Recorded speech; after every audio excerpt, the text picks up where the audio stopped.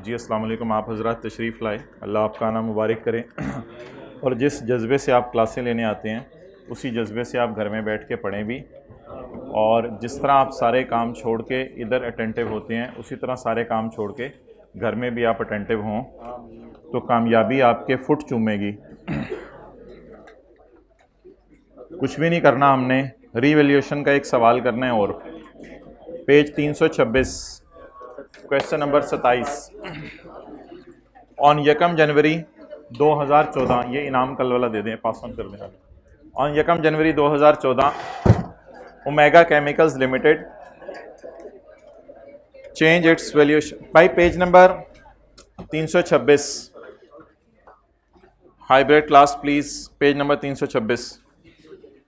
On 1 January 2014 Omega Chemicals limited, ये थोड़ा सा रीवैल्यूएशन है, वैसे 5-10 मिनट ज़रा इंतज़ार कर लें बच्चों के आने का। मीनवाइल IS 21 का एक रीवैल्यूएशन वाला सवाल कर लें बैठे बैठे, खड़े होने की ज़रूरत नहीं, तो बच्चा खड़ा हो जाए जज्बात में आके। IS 21, आज हम दूसरी क्लास में IS 21 का रीवैल्यूएशन वाला सवाल करेंगे, IS 38 का रीवैल्यूएशन वाला सवाल करेंगे, ताकि रीवैल्यूएशन हमारी जान ले ले और हम उसमें कंफर्टेबल फील करने लग जाएं। IS 21 ज़रा ढूंढ दें, किधर है,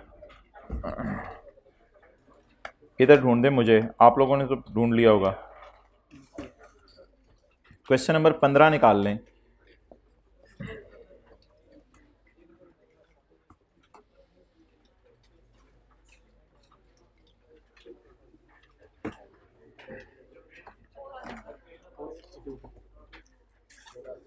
बस कोई ऐसा सिस्टम हो, मैं घर बैठ के सोच रहा हूं आप पढ़ रहे हैं और आप भी उस वक्त पढ़ रहे हो तो कमाल हो जाए। एसर लिमिट, नहीं पेज नंबर नहीं बताना, पेज 462।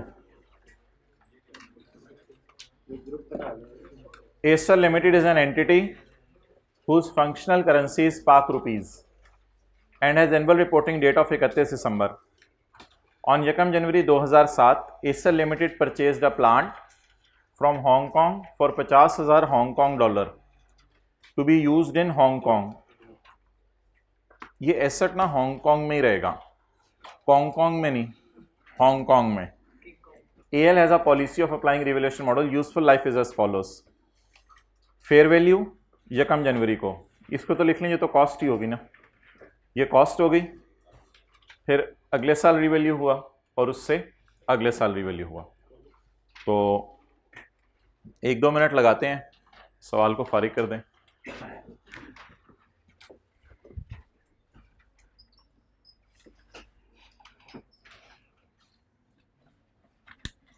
आखिरी 2 कॉलम नहीं डालने क्योंकि टैक्स रेट नहीं दिया हुआ। ओके, डेट ऑफ परचेज बताएं जी, 2007।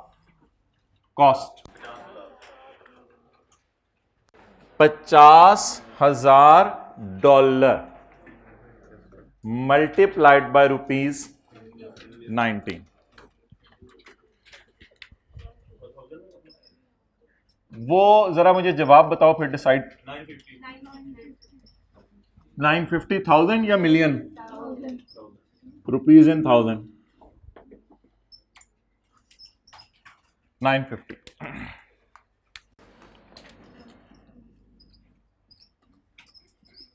इकतीस 12 7 लाइफ जी 190 जी बीबी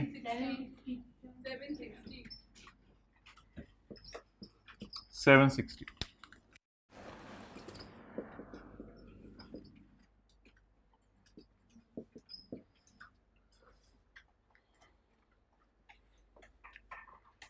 भाई रोजाना का काम रोजाना की टू सक्सेस।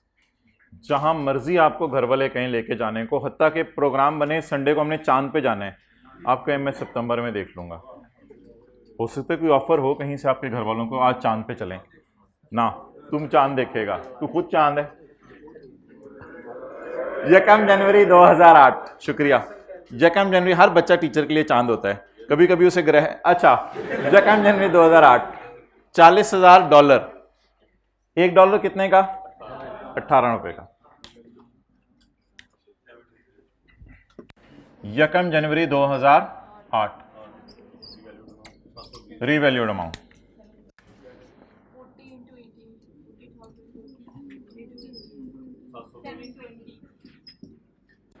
बस मेरे ख्याल से पूरे टेबल में ये जो पैराग्राफ है ये नया ऐड हो रहा है। डॉलर को आप मल्टीप्लाई कर रहे हैं पाक रुपीस के रेट से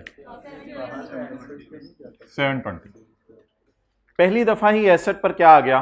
लॉस। यकम जनवरी 2008 लॉस।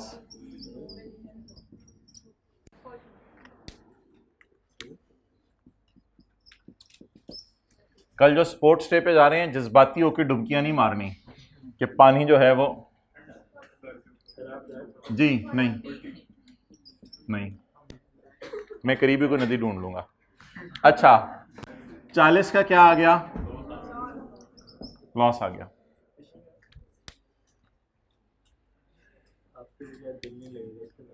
आप बताएं जी रीवैल्यूड अमाउंट मेरी किस दिन की है?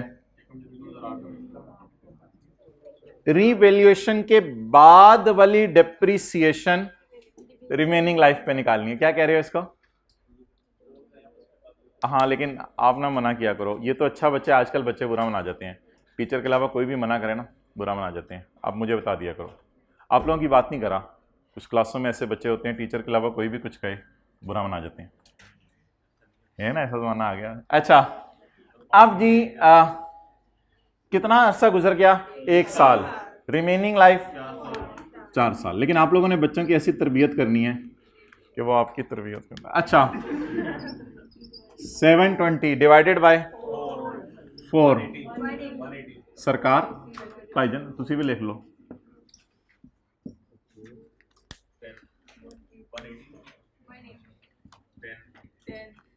सर आपने S21 में कहा था 10 करेंसी एक्सचेंज का डिफरेंस एसेट का नहीं लगता। जब रिवैल्यूएशन मॉडल यूज होता है ना तो तब आप इसको डील करेंगे इसी तरह। अच्छा जी हाँ मैं उसके डिस्कस कर लेता हूँ, अभी चीज़ों को सिंपल रखो फिर मैं S21 की बात करता हूँ। चलें जी 31/12/8 को बुक वैल्यू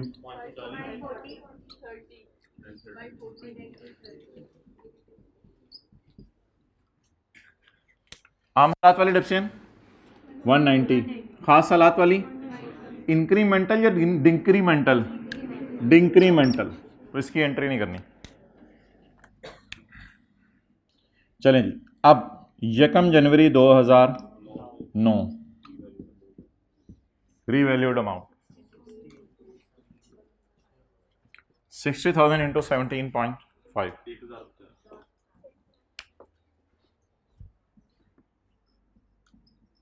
60,000 इंटू 1050 कर लें कोई नहीं, जो आ रहा है वो बताओ। 510 कर लें। यकम जनवरी 2009 रेवोल्यूशनरी सरप्लस। भाई आप आखिरी रो में जो ऐसे हाथ रख के बैठे हैं खड़े हो जाएं, बिल्कुल आप जो ऐसे हाथ कर लिए। पुराना लॉस बताएं 30 का। इस खुशी को इस्तेमाल करें पुराने लॉस के ख़त्म करने के लिए। अगर फिर भी कोई खुशी बच जाए तो उसको इधर ले जाएं।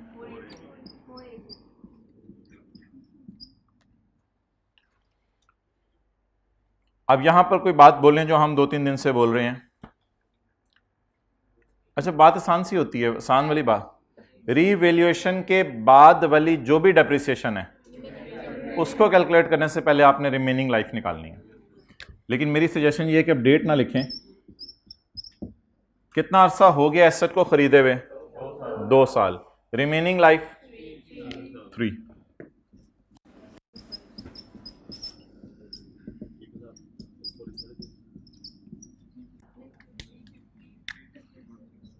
$350 $160 100 कौन बोले? ओके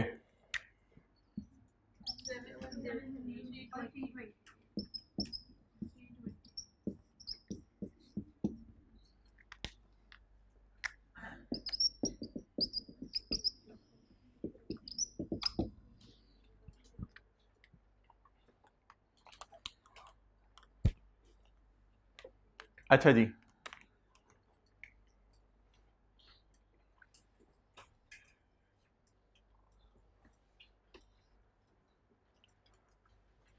अब आप लोगों ने रिवैल्यूएशन लॉस या रिवैल्यूएशन गेन नोट कर लें आप।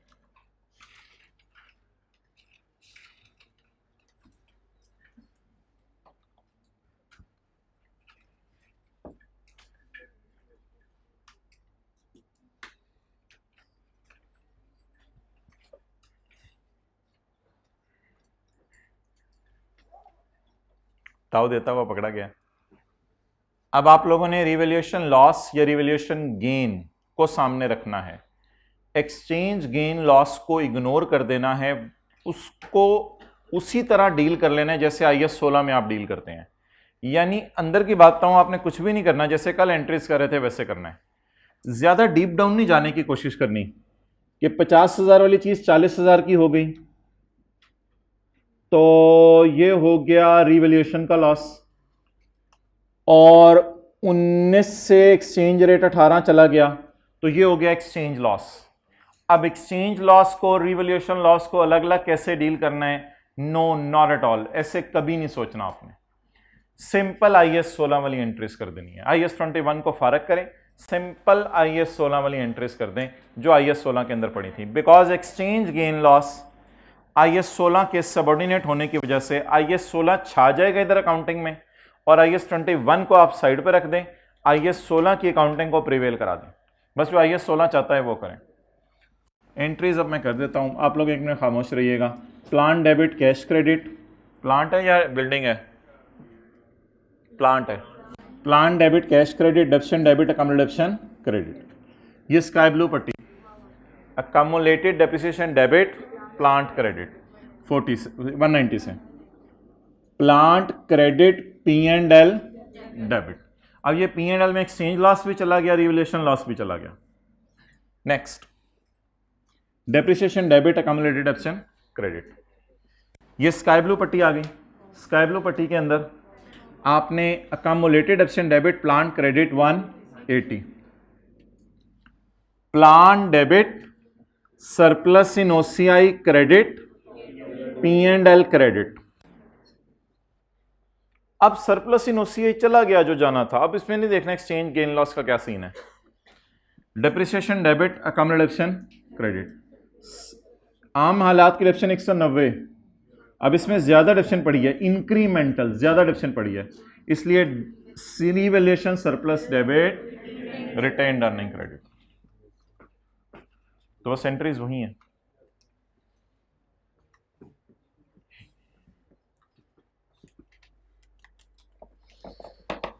Extracts from balance sheet for the year ended 2007, 8 and 9 to illustrate the impact of above transactions. Extracts from balance sheet. अच्छा जी, बैलेंस शीट बनानी है। आप चले मुझे सारी चीजें बता दें।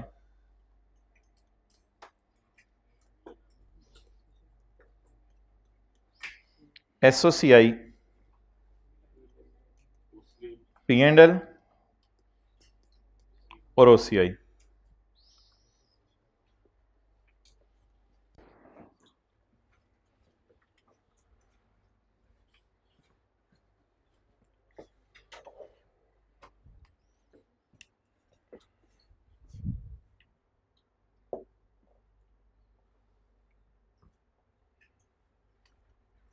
किसी और सवाल में बना लेंगे, क्योंकि 2 दफ़ा ये बना चुके हैं हम। एक दफ़ा हमने बनाया था परसों की क्लास में, एक दफ़ा कल की क्लास में सुबह सुबह आते बनाया था। किसी और सवाल में बना लेंगे। आप सवाल निकाल लें वापस, IAS 12 का टाइम मिला तो उस सवाल में बना लेंगे। Page number 326।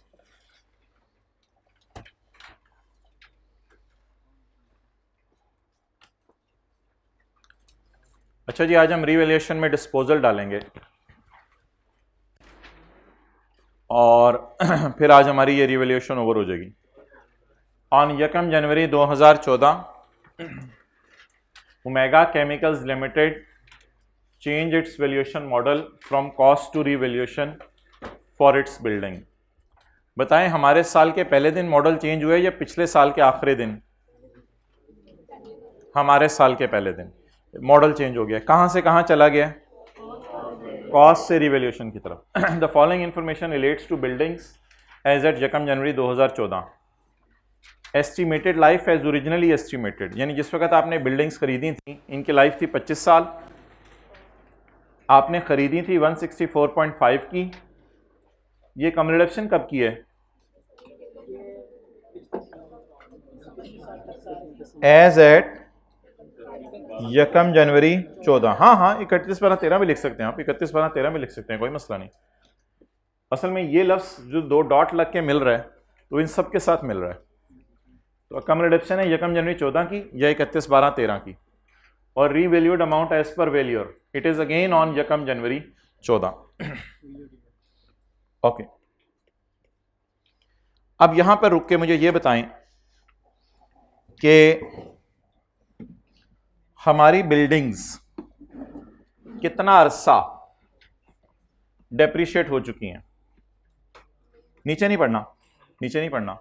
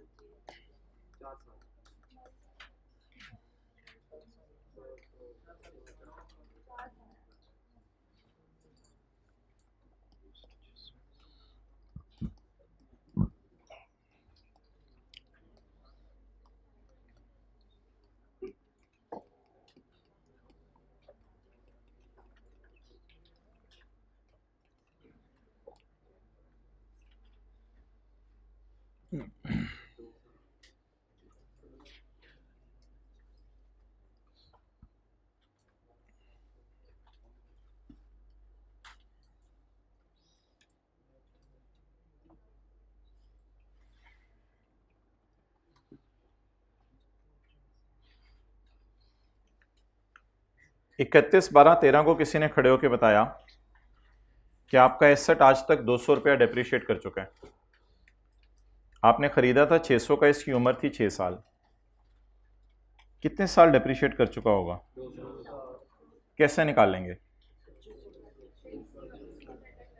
Depreciation of 1 year बताएं कितनी है? डेप्रिसिएशन ऑफ 1 ईयर आपको पता है कॉस्ट और लाइफ दी हुई है। 1 साल की डेप्रिसिएशन 100 रुपया। Accumulated depreciation is equal to depreciation for 1 year into years used. So depreciation for 1 year is 100, years used is X, and accumulated depreciation on 31/12/13 is rupees 200. So what is Mr. X?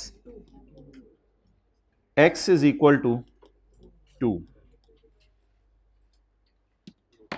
1 साल की depreciation को जितने साल इस्तेमाल हुआ उससे multiply कर दें तो 1 साल से ज्यादा की डिप्रिसिएशन आ जाती है।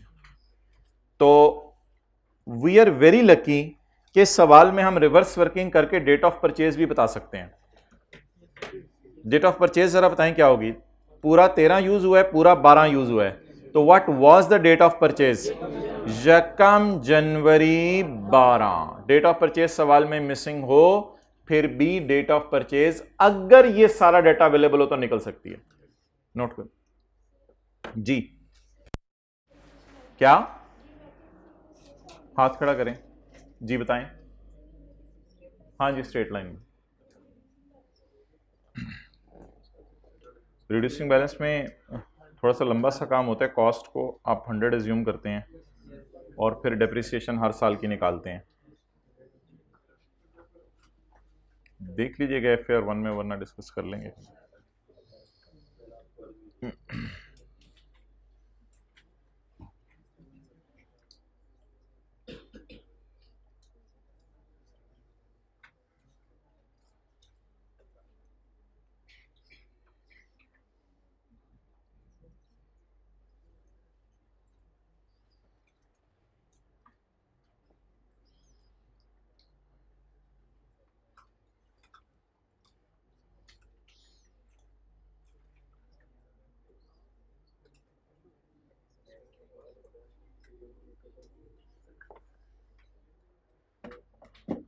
Okay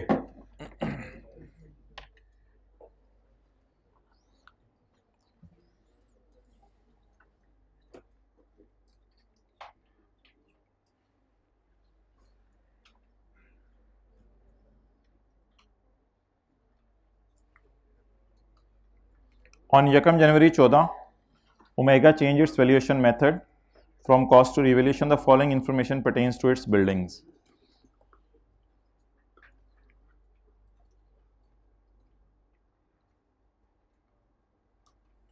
Okay.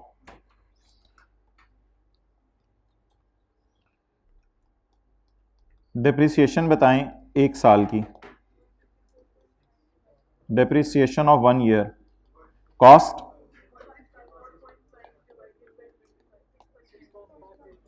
6.58. ये है डिप्रिसिएशन 1 साल की.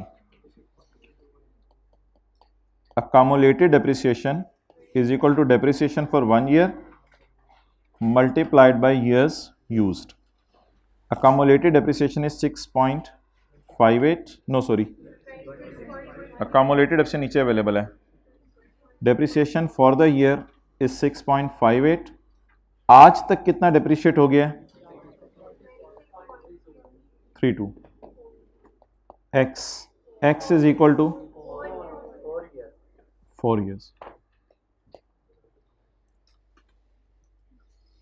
अब मुझे आप डेट ऑफ परचेज बता दें. Date of purchase. बोंगी नहीं माननी, तसल्ली से बताइएगा, जल्दी नहीं करनी.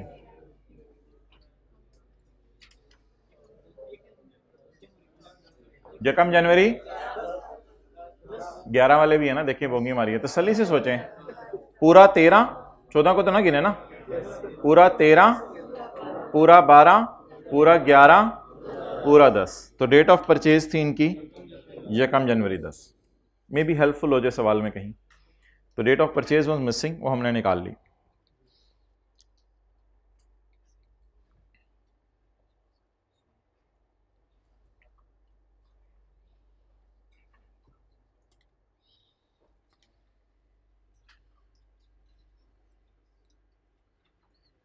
ये 4 साल की अकामुलेटेड डेप्रिसिएशन है.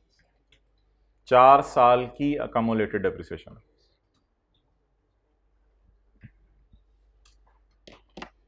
ओके.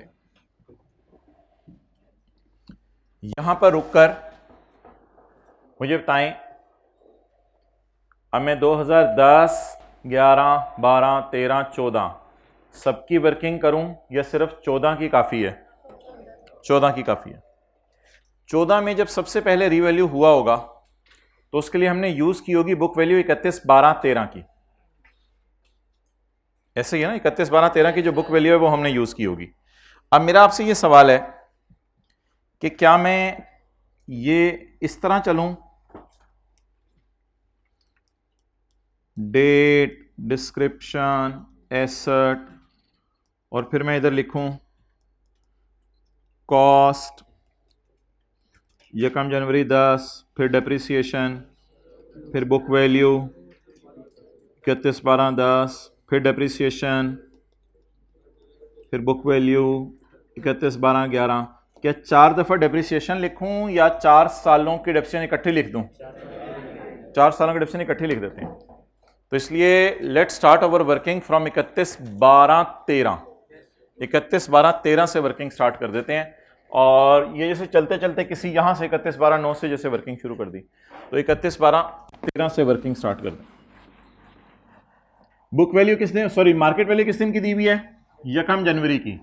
तो फिर यकम जनवरी की मार्केट वैल्यू को किससे कंपेयर करेंगे? जो पिछली रात को हमने क्या निकाल के रखी हुई है? बुक वैल्यू, उससे कंपेयर कर लेंगे.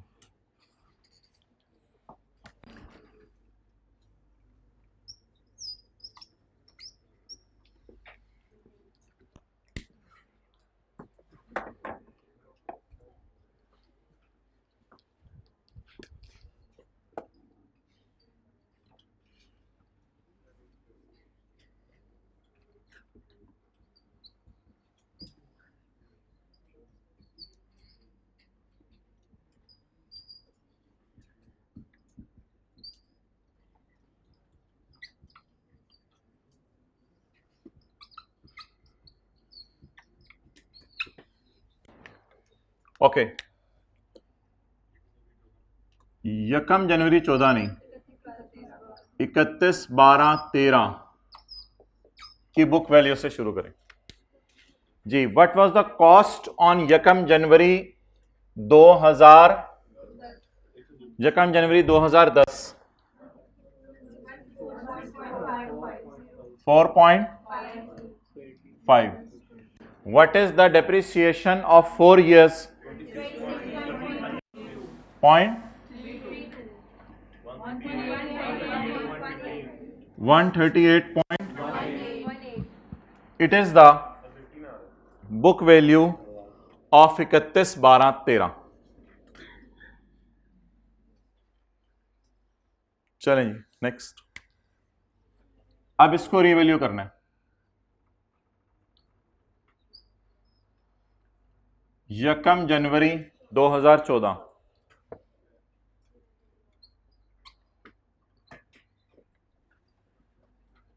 रिवैल्यूड अमाउंट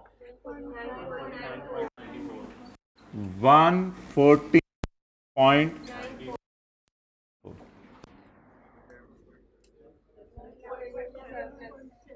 यकम January 14 revaluation surplus 11.76।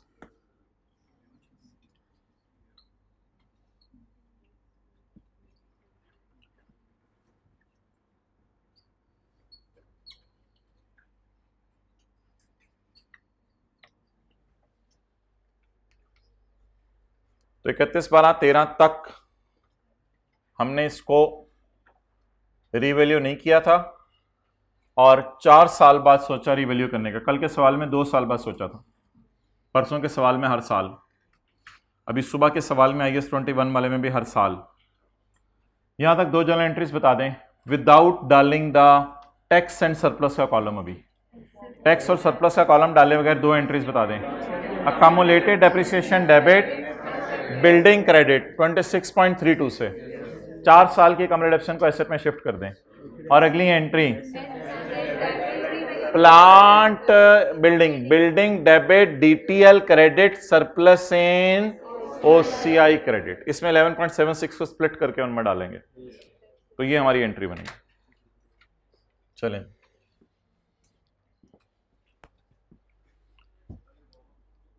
Warm up. बोला था मैंने, वीडियो रिवाइंड करके सुनो। Accumulated depreciation debit plant credit 26.32। इससे पहले 5 एंट्रीज हुई होंगी, वो मैंने नहीं की। एक एसेट खरीदने की एंट्रीज और 4 डेप्रिसिएशन की एंट्रीज, वो मैंने नहीं की। Allahu Akbar, I got it guy, that's the great hit of today, yes sir.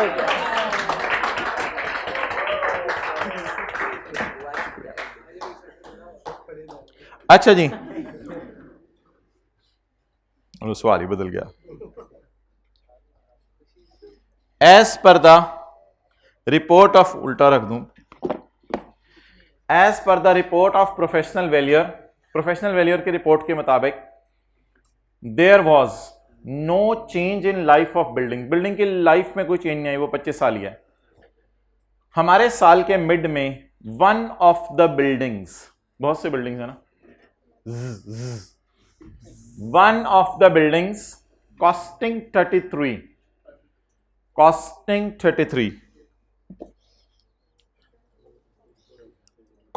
30 was sold for 30। अच्छा, इनकी बीवी कितनी थी वैसे? सबकी बीवी 138.18। ऑन यकम जनवरी 14 द बीवी before revaluation was ₹27 and the revalued amount was 31.92। वो डेटा जो इसने सारी बिल्डिंग्स के बारे में दिया, वो डेटा इसने बिकी हुई बिल्डिंग के बारे में भी अल्लाह का शुक्र है अलग अलग करके दे दिया। Let's visualise it and watch it again. Sale price को तो मैंने सर्कल नहीं किया ना, वो तो डिस्पोजल अकाउंट में जानी है, उसको छोड़ें। हमारे साल के पहले दिन सारी बिल्डिंग्स की कॉस्ट, जो बिल्डिंग हमारे साल के मिड में बिकी वो मैंने यकम जनवरी 10 को कितने की खरीदी थी? 33 की। ये मैंने बेच दी है 30 मिलियन की। साल के पहले दिन बुक वैल्यू रीवैल्यूएशन से पहले इसकी थी 27 पॉइंट, लेकिन हमारी सारी बिल्डिंग्स की बुक वैल्यू कितनी थी? तो ब्लैक को सर्कल कर दिया मैंने, ब्लैक से सर्कल कर दिया। और आखिरी सवाल मेरा, सारी बिल्डिंग्स की मार्केट वैल्यू यकम जनवरी को हमारी बिकी हुई बिल्डिंग की market value. So date is how उसने सारा डेटा दिया, बड़ा आसान से करके आपको डेटा दे दिया। सारी बिल्डिंग्स की कॉस्ट, हमारी बिल्डिंग की कॉस्ट जो उदास करके जा रही है हमें, सारी बिल्डिंग्स की बीवी, हमारी बिल्डिंग्स की बीवी, सारी बिल्डिंग्स की मार्केट वैल्यू, हमारी जाने वाली बिल्डिंग की मार्केट वैल्यू। ये उसने डेटा हमें दे दिया। और बड़ा खूबसूरत सवाल है, उसने यकम जनवरी का डेटा दिया। क्यों? क्योंकि ये दोनों फिगर्स भी कब की हैं? यकम जनवरी की। अब एक काम मैं करता हूं, मुझे ना अभी कॉस्ट से नहीं खेलना, बिकॉज कॉस्ट जो है अब हमारे डेटे में रेलिवेंट ही नहीं रही। हम अपने बुक वैल्यू और मार्केट वैल्यू हमें रेलिवेंट है। क्यों book value market value relevant है? ये देख लें, बुक वैल्यू और मार्केट वैल्यू। अब एक काम मैं करने लगा हूं जो आपने पेपर में नहीं करना, लेकिन अपने समझने के लिए आपने अभी करना है जरूर। मुझे बता दें सारी बिल्डिंग्स की साल के शुरू की बुक वैल्यू, हमारी बिल्डिंग की साल के शुरू की बुक वैल्यू। ये मैं आपके सिर्फ समझने के लिए यहां लिख रहा हूं।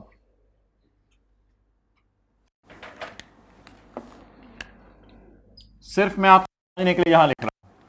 20, व्हाट इज दिस?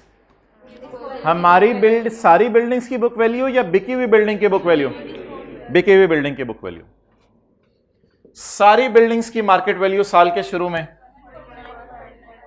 बिकी हुई बिल्डिंग की मार्केट वैल्यू साल के शुरू में।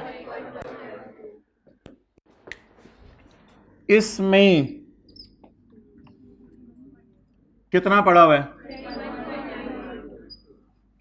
एक चीज जरा बैलेंसिंग निकालें, एक चीज बैलेंसिंग निकालें, बैलेंसिंग निकालें। 4.20, what is this? Surplus. What is this? Plus. किसका सरप्लस? जो बिल्डिंग बिक गई। तो सवाल वाले ने इतनी क्रिस्टल क्लियर करके चीजें दे दी। वैसे आपको एक चीज बताऊं, आप 27.72 चेक भी कर सकते हैं। खरीदी थी बिकी हुई बिल्डिंग 30 की, खरीदी थी बिकी हुई बिल्डिंग 33 की। ये एक साल की डिडक्शन हो गई। कॉस्ट ऑफ बिकी हुई बिल्डिंग माइनस 4 साल की डिडक्शन ऑफ बिकी हुई बिल्डिंग 27.72। अगर पेपर में ना देता तो 27.72 ऐसे निकल भी सकती थी। तो 27.72 पे स्टार लगाएं किताब पे, और किताब पे लिखें कि ये फिगर ना भी दी होती तो मैं इसे निकाल लेता। किताब पे 27.72 पे स्टार लगाएं, और हो सकता है पेपर में बिकी हुई बिल्डिंग की बीवी मिसिंग हो, बट वी कैन कट। क्या? नहीं, फिर जब बीवी निकल आएगी तो मार्केट वैल्यू देगा, तो फिर सरप्लस भी निकल आएगा।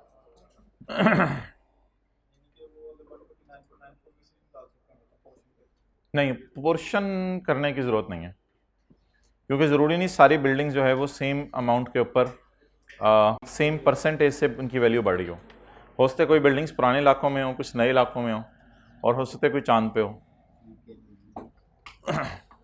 तो 27.72 वॉज गिवन इन क्वेश्चन। कितने लोगों के जहन में वैसी थॉट आ गई थी कि 27.72 ना भी गिवन होता तो हम निकाल लेते? Well done. ये लिखते लिखते थॉट आई थी इस बात से पहले थॉट आई थी?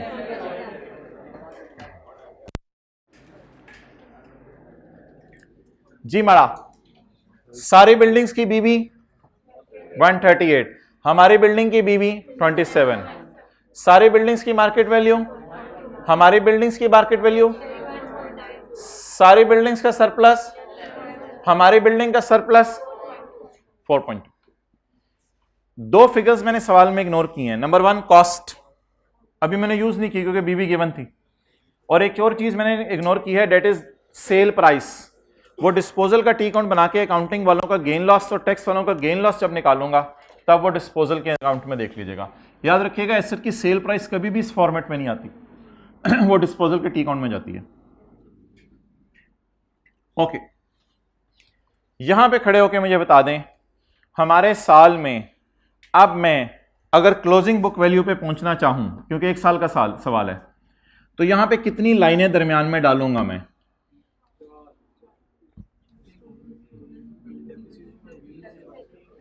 सर मैं 3 लाइनें डालूंगा। एक लाइन में डालूंगा बिकी हुई बिल्डिंग की पहले 6 महीने की डेप्रिसिएशन, एक लाइन में डालूंगा बाकी बिल्डिंग्स की 12 महीने की डेप्रिसिएशन, एक लाइन में डालूंगा बिकी हुई बिल्डिंग को इस वर्किंग से बाहर निकालने की, जिसे डिस्पोजल कह सकते हैं। तो 3 लाइनें आएंगी, डेप्रिसिएशन फॉर 6 months ऑफ बिकी हुई building, depreciation for 12 months of remaining building, disposal of building, क्योंकि डिस्पोज करना जरूरी है, फिर ही अकाउंट के अंदर बची हुई जो बिल्डिंग्स हैं वो आएंगी। तो मैं सबसे पहले सवाल में जाए बगैर डेप्रिसिएशन निकाल रहा हूं। ठीक है 30, अच्छा रिमेनिंग लाइफ निकालनी है तो यहां पे मार्कर रख के आप रिमेनिंग लाइफ निकाल लें पहले, फिर उसके बाद डिस्कशन करते हैं। डेप्रिसिएशन ऑफ 6 month, कौन सी वाली बिल्डिंग की? जो डिस्पोज हुई है। डेप्रिसिएशन ऑफ 6 month डिस्पोज हुई वाली बिल्डिंग की।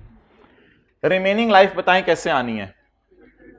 ये एसेट कब खरीद, 4 साल हो गए हैं, यहां पे उंगली रख के यकम जनवरी 10 पे उंगली लेके जाएं, 4 साल हो गए, टोटल 25 - 4, डेप्रिसिएशन के साथ डेट नहीं लिखनी, रिवैल्यूएशन के बाद वाली डेप्रिसिएशन रिमेनिंग लाइफ की बेस पे निकलनी है। जैसे ही रिवैल्यूएशन के बाद वाली जो भी डेप्रिसिएशन है, रिवैल्यूएशन के बाद वाली डेप्रिसिएशन रिमेनिंग लाइफ पे निकलनी है। ये बात बार बार कर रहा हूं, रिवैल्यूएशन के बाद वाली डेप्रिसिएशन रिमेनिंग लाइफ पे निकलनी है। अब लाइफ तो 21 साल हो गई, डेप्रिसिएशन ऑफ 6 months एक लाइन में खाली छोड़ा हूं, और depreciation of 12 months REM remaining की। Okay let's start. 27.72 is book value, इसको डेप्रिशिएट नहीं करना। आपको याद है कल की क्लासों से इस अमाउंट को डेप्रिशिएट करें। अब आप पकड़ें 31 point divided by 21 multiplied by 6/12, what ever it may be, and इसके बाद हम इसको पकड़ते हैं, इसको जी 11.76, बट नहीं पकड़ेंगे ना इसको, तो मैं बता रहा हूं। इसके बाद हम इसको पकड़ते हैं, सब्र तो कर, पहले हम इसको पकड़ते हैं, उसकी बजाय हमने ये पकड़ ली, ये सारी बिल्डिंग की मार्केट वैल्यू, ये हमारी बिल्डिंग की मार्केट वैल्यू, ये सारी बिल्डिंग्स का सरप्लस, और ये हमारी बिल्डिंग का सरप्लस। तो सरप्लस भी अब आपने ये पकड़ना है, 4.2 divided by 21 multiplied by 6/12, what ever the answer may be, leave it. इधर आप अटेंटिव रहना, जरा खुला खुला करके नोट करते हैं। सारी बिल्डिंग्स की मार्केट वैल्यू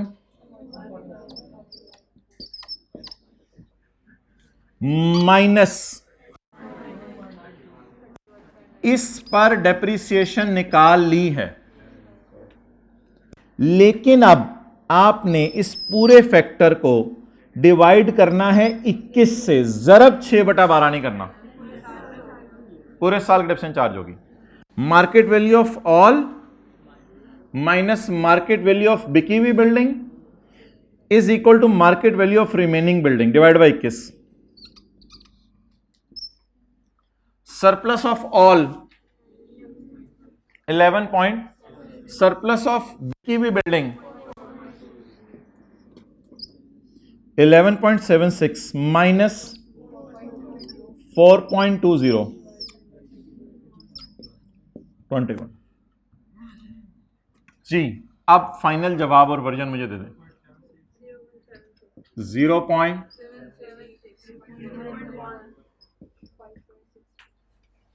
जी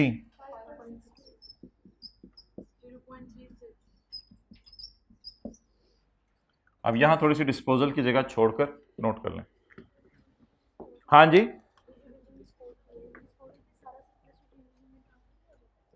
करेंगे डिस्पोजल वाली एंट्री में, वो जगह छोड़ी है मैंने उसके लिए।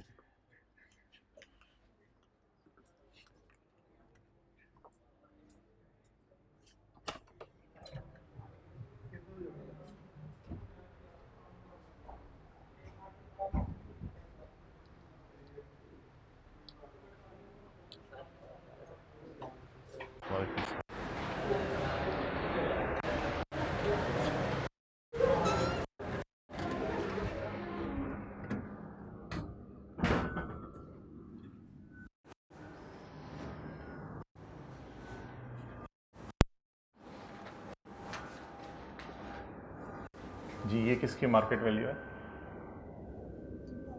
सारी बिल्डिंग की। और ये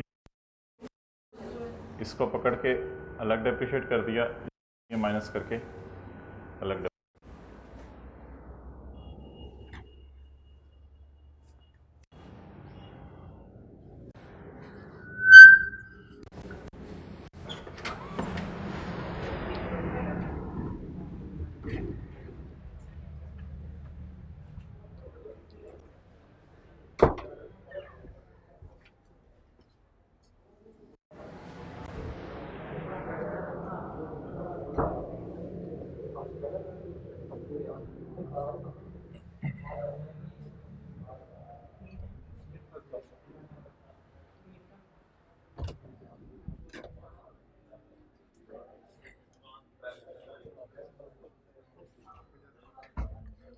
सामने वाली दीवार पे आपने लिख के लगाना है 6 महीने बचाने हैं, पीछे वाली दीवार पे घर में लिख के लगाना है फ्यूचर सिक्योर करना है, दाएं वाली दीवार पर लिख के लगाना है वालिदैन को खुश करना है, और बाएं वाली दीवार के ऊपर लिख के लगाना है अपनी नस्लों को भी खुश करना है।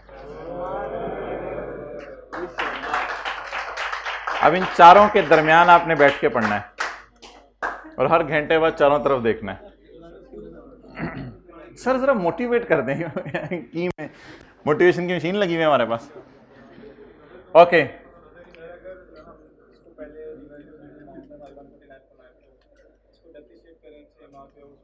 ओ वो अलग अलग दोनों की तो लंबा काम पड़ जाएगा जी।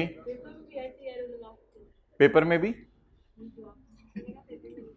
एक मिनट, पेपर में भी क्या? हाँ नहीं, ये मैंने कहा था रेड, ये अपने समझने के लिए सिर्फ आपने करना है। लेड पेंसिल से कर लीजिएगा और रबड़ से मिटा दीजिएगा। मेरा नहीं ख्याल इस पे मना करेंगे वो इस तरह। लेड LEAD, हाँ जी। एक मिनट जी, अब आप सवाल पूछे। हाँ एक तरीका ये भी होता है कि इसकी वर्किंग अलग ले जाएं, तो ले जाइएगा फिर कर लीजिएगा। हम तो इधर ही करा रहे हैं फिलहाल, क्योंकि अब FR2 हो गई है ना, पहले आपको FR1 थी, इसलिए थोड़ा सा। ओके हाँ जी बिल्कुल। अच्छा जी, अब मुझे इधर आगे चलने दें। सही है, सवाल तो आप लोग पूछा करें ना, वो आपकी मर्जी है। 30/14 लिख दें, यकम जुलाई 14 लिख दें, बेहतर है यकम जुलाई 14 लिख दें, यकम जुलाई 14। भाईजान आप अपने फ्यूचर के बारे में फिक्रमंद हैं, ये साथ वाला बातें करके आपको खराब करता है। इसकी सोहबत से बचें, बस इसके पास मत बैठा करें। अब जी अगला सवाल, क्या बिकी बिल्डिंग की मार्केट वैल्यू 31.92 है? क्या अगर 31.92 में से मैंने 0.76 डिप्रिशिएट कर दिया तो क्या ये माइनस करने से किताबों में से 31.92 रिमूव हो गया? क्या 31.92 वाली चीज का 0.76 हिस्सा तोड़ के मैंने डेप्रिशिएट कर दिया तो क्या 31.92 किताबों से रिमूव हो गया या अच्छा खासा हिस्सा पड़ा हुआ है? और मैं आपको बताता हूं 31.92 का बिल्कुल कोई आधा 1%, 2%, 3% हिस्सा अभी निकला है, कुछ भी नहीं निकल सका, क्योंकि मैंने सोचा था 31.92 को इस्तेमाल करूंगा 21 साल। 21 साल में से सिर्फ 6 महीने इस्तेमाल किया तो डेप्रिसिएशन ना होने के बराबर आई 0.76। अभी मैं अगर इसको 20 साल 6 महीने और इस्तेमाल करता तो फिर बाकी अमाउंट भी फुल्ली डेप्रिशिएट हो जाती। तो 31.92 में से 31.92 को मैंने 21 सालों में खत्म करने का सोचा था, जैसे बाकियों को मैं 21 सालों में खत्म कर रहा हूं। 31.92 को मैंने 21 सालों में खत्म करने का सोचा था, लेकिन 6 महीने बाद ही वो मुझे छोड़ के चला गया। मैंने सोचा था 21 साल इस्तेमाल करूंगा, उसने 6 महीने बाद कहा बाय बाय। अब मुझे बता दें, मैंने इस एसेट को सिर्फ यूज कितने महीने किया? 6 महीने। अब इस एसेट को आप अपनी किताबों से हमेशा के लिए थ्रो अवे कर दें, तू जाता है जा जहां मर्जी जा। इस एसेट को अपनी किताबों से थ्रो अवे कर दे। उसके लिए आप फिगर जरा आपने ध्यान से बतानी है, डेट भी आपने बतानी है और नाम भी बताना है। डिस्पोजल, अच्छा जी, कितना किताबों से निकालना था, कितना डेप्रिसिएशन के नाम से रिकॉर्ड कर दिया? 0 पॉइंट, बस बस बस बस बस बस बस, इट्स इनफ। 31.92 को खत्म करना था। जैसे होता है ना, आमतौर पे एक एसेट आप लें 100 रुपए का, उसमें से आपने 10 रुपए खत्म कर दिया, तो मुझे याद है डिस्पोजल अकाउंट में हम 90 लेके जाते थे। अगर डिस्पोज हो जाए साल बाद, कितने का खरीदा, कितना वैल्यू लूज कर गया? डिस्पोजल अकाउंट में आपको याद है कॉस्ट अकोमोडेशन दोनों लेके जाते हैं ताकि बुक वैल्यू जाए। कितने का एसेट था, कितना डेप्रीशिएट हो गया, कितना बच गया? तो ये जरा तरीका होगा, इतने का था, इतनी वैल्यू लूज कर गया, बाकी एसेट कोई किताबों से निकाल दे, वैल्यू लूज कराना दूर की बात है। अच्छा, कितना सरप्लस था? 4.2 के सरप्लस ने 21 साल में आहिस्ता आहिस्ता स्लो मोशन में खत्म होना था। 6 महीने अभी हुए थे कि इतना सरप्लस रिटेन्ड अर्निंग में ट्रांसफर हो गया। कितना सरप्लस आया था, कितना शिफ्ट कर दिया, कितना टू बी शिफ्टेड था, उसको आप डेप्रिसिएशन के साथ साथ शिफ्ट करना था, लेकिन अभी ऐसा करें डिस्पोजल की वजह से उस सारे को शिफ्ट कर दें। तो अब हमने सारा का सारा एसेट किताबों से क्या कर दिया? बाहर निकाल दिया, थोड़ा सा डेप्रिसिएशन के नाम से और थोड़ा सा डिस्पोजल के नाम से। So this is how we will move and it's over from my side at least. इंशाल्लाह इसकी अब रिवीजन अगली क्लास के अंदर करेंगे, जो हमारी अगले दिन होगी। एक तो आज शाम को क्लास है ना, उसमें नहीं, अगले दिन होगी, ताकि फ्रेश माइंड के साथ, ताकि मैं इंश्योर करूं अगली क्लास में कोई नया कॉन्सेप्ट आपको ना दिया जाए, ताकि अगर आप घर जाके यूट्यूब पे लेक्चर लें खुदा ना खास्ता तो आप परेशान ना हों। उसमें तो एड्स भी आ जाते हैं, क्लास में ऐड नहीं आएंगे इंशाल्लाह।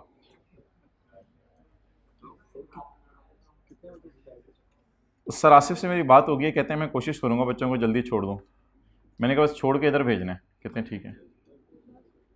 जैसे ही आप हजरात नीचे आएंगे, किस टाइम से नॉर्मली क्लास खत्म होती है? आजकल नहीं, पहले किस टाइम खत्म होती थी? 3:30। हाँ, तो इंशाल्लाह 3:45 तक शायद वो आपको छोड़ दें। तो जैसे ही छोड़ेंगे, आपने आज फर्स्ट फ्लोर से डायरेक्ट छलांग मारनी है ग्राउंड फ्लोर पे। ओके जी, इसकी जनरल एंट्री क्या है? ये मैं आपको तकरीबन 12:35 तक समझाऊंगा, मुझे 9 मिनट लगेंगे इसकी जनरल एंट्री समझाने के लिए। अच्छा जी, जी क्या करना है इसको, थोड़ा सा ऊपर। ओके, अब मोहतरम,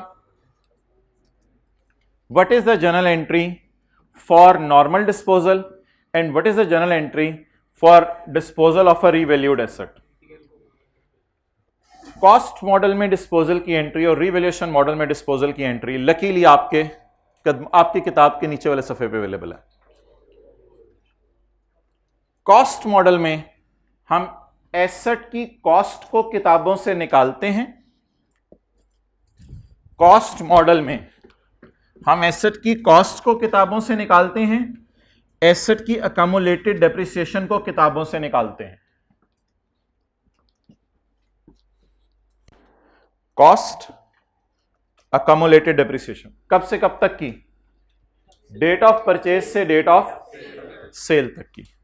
और अगर ये 90 वाला एसेट 92 का बिक जाता है तो फिर हम कहते हैं कि हमारा लॉस नहीं आया, हमारा गेन आ गया 2 का। मैं 3 चीजें हाईलाइट कर रहा हूं। यहां क्या लेनी होती थी, कॉस्ट, थोड़ी सी पीआरसी में, अब तो काउंटिंग पढ़ाने लग गए हैं, पीआरसी की क्लास में आ जाए।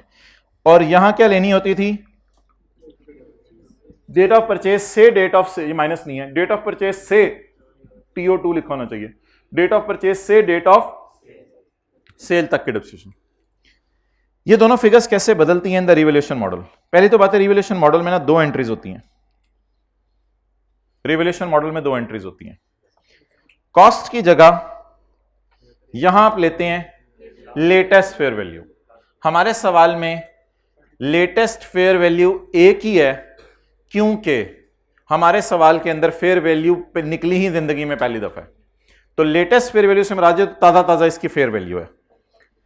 और अकमुलेटेड डेप्रिसिएशन डेट ऑफ परचेज से डेट ऑफ सेल तक की पड़ी होना पॉसिबल नहीं है, क्योंकि जो आखिरी दफा रिवैल्यूएशन हुई है उस दिन सारी बिल्डिंग्स की सारी अकमुलेटेड डेप्रिसिएशन एसेट अकाउंट में डाल दी गई है। इसलिए हम लास्ट रिवैल्यूएशन डेट से, जिस दिन की फेयर वैल्यू ली है, वहां से लेके डेट ऑफ सेल तक की कम्युलेशन देखते हैं और बाकी ट्रांजैक्शन नॉर्मल तरीके से रिकॉर्ड होती है। और जितना सरप्लस अकाउंट में बैलेंस पड़ा हुआ है इस एसेट का वो रिटेन्ड अर्निंग में शिफ्ट कर देते हैं। अच्छा, अब मुझे आपने बताना है बिल्डिंग की latest fair value. Latest fair value 31 it is like this figure 31.92।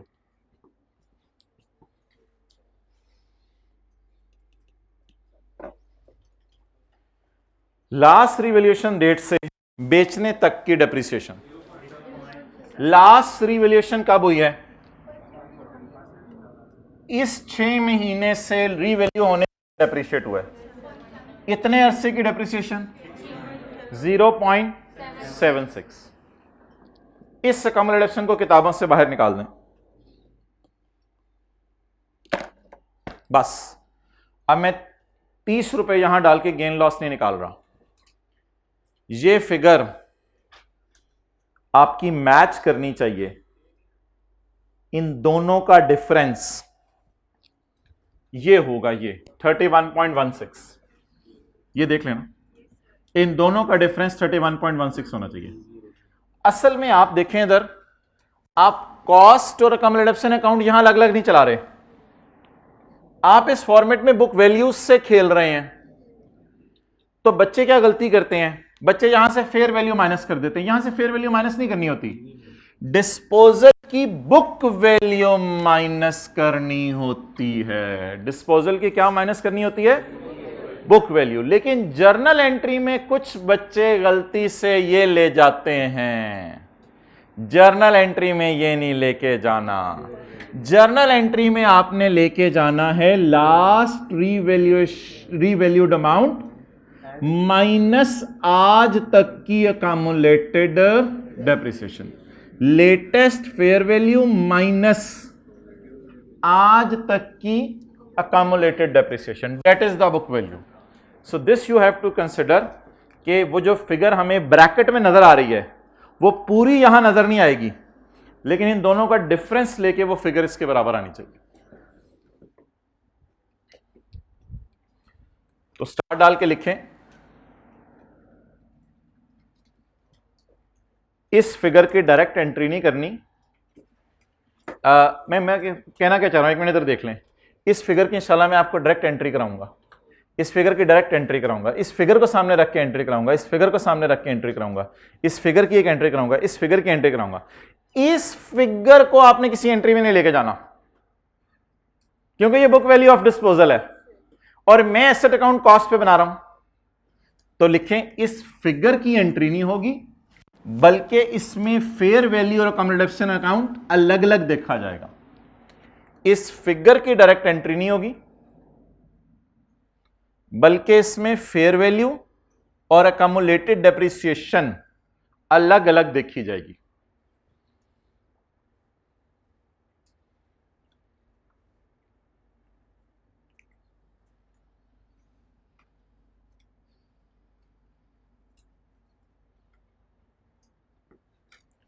Okay जी, एक ही बात है, revalued amount fair value. Latest fair value. अब ये मजा तब आएगा थोड़ा सा जब हम सवाल करेंगे इंशाल्लाह अगली क्लास में। अभी तो चीजें बिल्कुल सिंपल सिंपल सी चल रही हैं। अच्छा, तो इन रूल्स को आप याद कर लें, अप्लाई इंशाल्लाह अगली क्लास में करेंगे ताकि इसकी रिवीजन हो जाए। ये सारा कर लेने के बाद FAR 1 is closed and I think FAR 1 में शायद आपने कभी ये किया हो इस तरह का सवाल।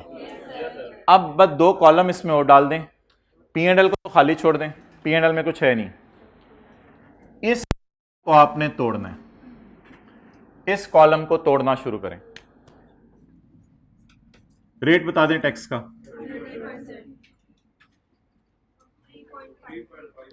3.53, 8.23। बेटा नीचे आ जाए।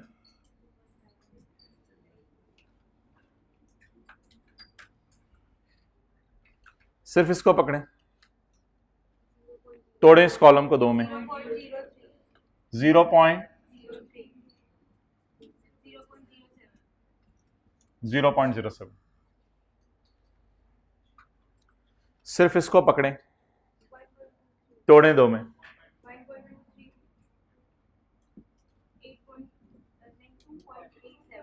2.87,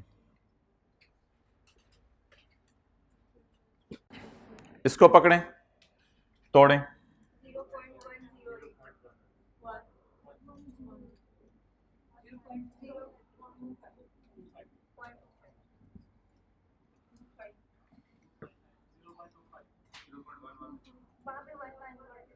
इसको 1 कर लें।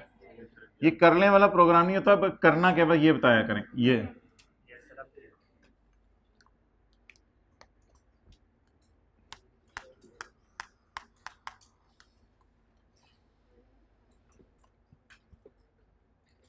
अच्छा, this step is the most easiest step. Most easiest होता है लफ्ज़, this step is the most easiest step. Most भी और इजीएस्ट भी, सुपरलेटिव डिग्री दोनों की। छिक के रखो, कॉन्सेप्ट क्लियर होना चाहिए। तो this step is the most easiest step. Surplus के कॉलम को पकड़ दें और पकड़ के टूटी टोटे, यानी छोटा सा हिस्सा और बड़ा सा हिस्सा इधर चला जाएगा, टोटे टोटे कर देना आपने सरप्लस के कॉलम को पकड़ के।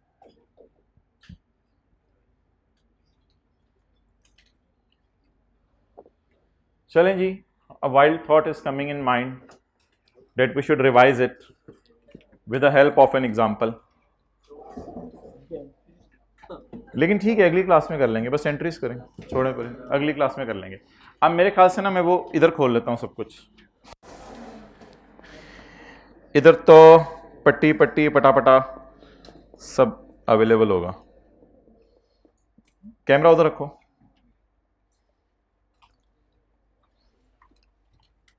ख्वाब में कभी कोई सवाल आया हो FAR 2 का? R2 के नहीं आते, अभी लगी नहीं आपको।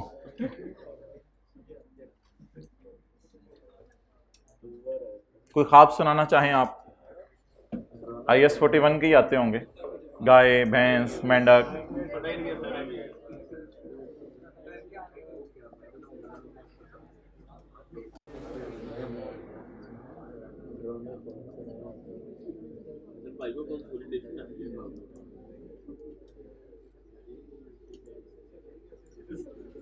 ओके, आज हम एक नई चीज मार्केट में इंट्रोड्यूस करा रहे हैं, येलो पट्टी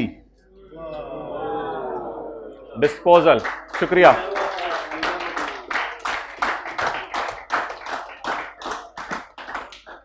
वैसे यहां पे आने के बाद ना कुछ रह नहीं जाता एंट्रीज करवाने में। पहली एंट्री बताएं 26.32 की, अकोमोलेटेड डेप्सिशन डेबिट बिल्डिंग क्रेडिट, पहली एंट्री होगी। दूसरी एंट्री, भाईजान डंडा, भाईजान स्टिक लेके आए दूसरी क्लास से। अच्छा भाईजान स्टिक मंगवाए पूरे कॉलेज से, वरना वो जो हाइब्रिड हमारी क्लास नहीं होती ऊपर वाली, जहां सरमैर की क्लास हो रही है, वहां भी वो एक स्टिक पड़ी हुई है। Building debit, DTL credit, surplus in OCI credit, depreciation debit, accumulated depreciation credit, surplus debit, retained earning credit. नहीं, वो ये है मादरत, surplus debit retained earning credit. इसकी एंट्री नहीं करनी, ये DTL अकाउंट में खुद ही हो जानी है। Depreciation debit accommodation credit surplus debit, इसकी एंट्री मैं बाद में करा देता हूं। Depreciation debit accommodation surplus debit retained earning credit. अच्छा, आखिरी चीज 31.16 की एंट्री मैंने कहा था इस तरीके से करें, asset credit accumulated depreciation debit cash debit 30 से, वो जो सवाल के, and balancing figure will B accounting gain loss. और इसकी एंट्री मुझे बताएं कि जो हमारा एसेट है उसके ऊपर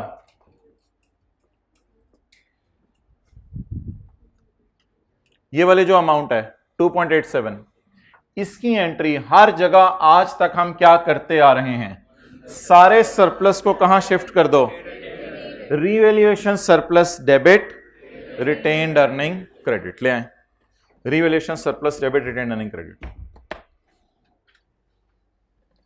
जी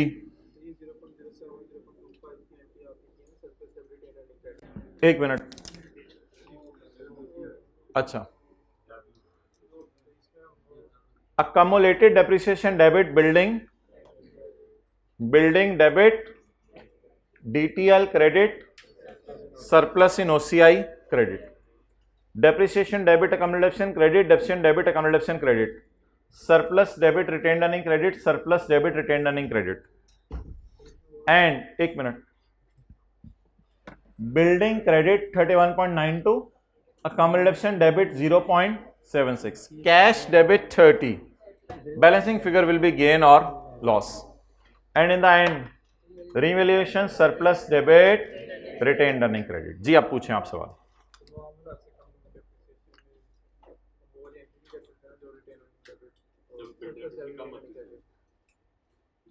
तीनों में करें,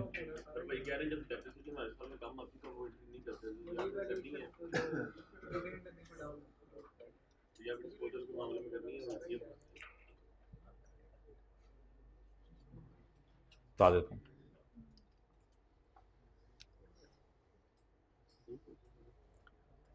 अच्छा जी, एक भाई का सवाल आ रहा है कि जो डिप्रिसिएशन है ना, वो मुझे महसूस हो रहा है कि आम हालात वाली डिप्रिसिएशन और ख़ास हालात वाली डिप्रिसिएशन, इनको थोड़ा सा मसला आ रहा है। ये कह रहे हैं कि 164.5 को अगर डिवाइड करें 25 से तो एक साल की डिप्रिसिएशन 6.58। अब ये कहते हैं जी आम हालात वाली डेप्रिसिएशन इज 6.58 एक साल की। ये क्या हो रहा है 6.58 आम हालात वाली, और खास हालात वाली मुझे कम लग रही है डेप्रिसिएशन 0.76 5.62, खास हालात वाली डेप्रिसिएशन मुझे कम लग रही है। तो अब मुझे इंक्रीमेंटल की बजाय डिंक्रीमेंटल डेप्रिसिएशन लग रही है। भाई नहीं नहीं नहीं, ऐसी बात नहीं है। असल में यहां आपको ये वाला कॉलम हेल्प आउट करेगा कि सरप्लस रिटेन्ड अर्निंग में शिफ्ट होता है या P&L रिटेन्ड अर्निंग में शिफ्ट होता था। सरप्लस रिटेन्ड अर्निंग में शिफ्ट होता था ना। तो अब आप कंपेयर कर नहीं सकते उस तरह आम हालात वाली और खास हालात वाली डेप्रिसिएशन। रीजन सुने क्यों? क्योंकि ये 6.58 सारी बिल्डिंग्स की आम हालात वाली डेप्रिसिएशन है। इसको आप किसी एक बिल्डिंग की 6 महीने के डेप्रिसिएशन से कंपेयर नहीं कर सकते। क्यों? ये सारे बिल्डिंग्स की पूरे साल की डेप्रिसिएशन है और ये बिकी हुई बिल्डिंग की 6 महीने की डेप्रिसिएशन है। अब इसको कैसे कंपेयर कर सकते हैं आम और खास हालात वाली? और अगला सवाल मेरा, अगर आप ये करें कि इस 5.62 से कंपेयर करें, वो भी कंपेयर नहीं कर सकते क्योंकि ये सारी बिल्डिंग्स की। अगर आप आम और खास हालात वाली डेप्रिसिएशन डिस्कस करना चाहते हैं ना, तो फिर आप मेंटली प्रिपेयर रहिएगा, वो मैं फिर आपको बताने लगा हूं। 149.94 वाले एसेट अगर मेरे पास 21 साल रहते सारे सारे सारे, अब जरा निकालें डेप्रिसिएशन 149.94 डिवाइड बाई 21, ये खास वाली डेप्रिसिएशन है। क्यों? 149.94 कोई माइका लाल बता सकते हैं ये कौन से एसेट्स हैं? सारे सारे एसेट्स अगर मेरे पास पूरा साल रहते, जो कि आम हालात में होता था, ये मेरे पास पूरा साल रहते, तो फिर मेरी डेप्रिसिएशन अच्छी खासी आ जाती। अब मैं कहता ये है खास हालात वाली डेप्रिसिएशन और ये है डेप्रिसिएशन में एक्स्ट्रा डेप्रिसिएशन पड़े होने की वजह से अब मैं इनको कंपेयर कर सकता था। लेकिन इस सवाल में हमने फिर शॉर्टकट क्या लगाया, जिससे पता चला कि हमने revaluation surplus debit retained earning credit वाली एंट्री करनी है। दैट शॉर्टकट इज कि अगर सरप्लस रिटेन्ड अर्निंग में शिफ्ट हो रहा है, अगर सरप्लस पड़ा हुआ है, तो सरप्लस पड़ा हुआ है तो नेगेटिव साइन के साथ आती थी वो फिगर, और हम उधर पॉजिटिव साइन वाली को क्रॉस लगाते थे जो इस कॉलम के अंदर आती थी। तो जब रिवैल्यूएशन लॉस P&L में आता था तो हम डिंक्रीमेंटल डेप्रिसिएशन क्रॉस करके प्लस वाली फिगर इग्नोर करते थे। अभी तक आप जितने सवाल देख लें, कभी भी हमने अगर क्रॉस करने में, आपके सामने कोई टेबल खोलता हूं रैंडम, कोई रैंडम टेबल खोलता हूं, आप हजरात ने मुझे जवाब देने कि किसकी जर्नल एंट्री नहीं करनी। ये मिसाल के तौर पे ये मैंने कोई आपके सामने सवाल खोल दिया है, तो इस सवाल के अंदर जरा ढूंढना शुरू करें इस 3 की जर्नल एंट्री, वो जो डेप्रिसिएशन जिसको क्रॉस करते हैं वो कौन सी होती थी? P&L के कॉलम वाली। क्लियर? तो इसलिए पता नहीं इस साइड पे बात लेके जानी नहीं चाहिए थी, लेकिन कोई मसला नहीं, लेके चले गए हैं। अब आप हजरात जो है वापस आ जाएं उसी सवाल पे। चलें जी एंट्रीज करना शुरू करें। कौन सा सवाल है? पेज नंबर कौन सा था सॉल्यूशन का? 320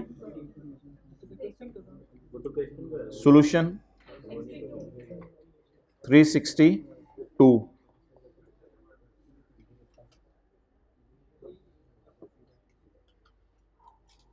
करें जी पहली एंट्री, यकम जनवरी 14 की डेट डालें।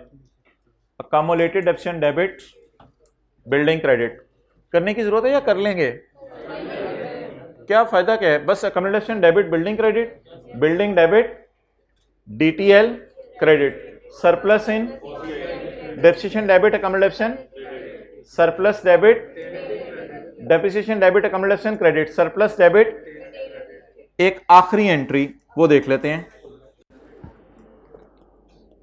बिल्डिंग क्रेडिट, वो आपकी किताब में ही फॉर्मेट बना हुआ है, वही हो जानी है। बिल्डिंग क्रेडिट कितने से? लेटेस्ट फेयर वैल्यू, आज तक की डेप्रिसिएशन, कैश, अकाउंटिंग वालों का गेन लॉस निकलवा दें। लॉस या gain? 1.16, so that is accounting वालों का loss on the disposal of asset. अब इस एंट्री की इंशाल्लाह हमने अगली क्लास में रिवीजन करनी है। लेकिन दो एंट्रीज होती हैं रिवैल्यूएशन मॉडल में। एक आखिरी entry revaluation surplus debit retained earning credit 2.87 से। तो ये आप ऐसा करें, तस्वीर बेशक ना कहें, आप लोग उधर नोट करें ना, किताब पे जो नीचे जगह बनी हुई है क्वेश्चन के, वहां नोट कर लें।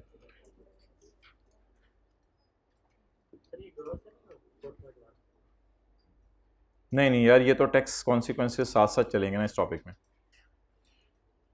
और ग्रॉस वाला कॉलम तो हमने मिटा देना है, ग्रॉस सरप्लस वाला कॉलम हमेशा गायब कर देना है। ओके,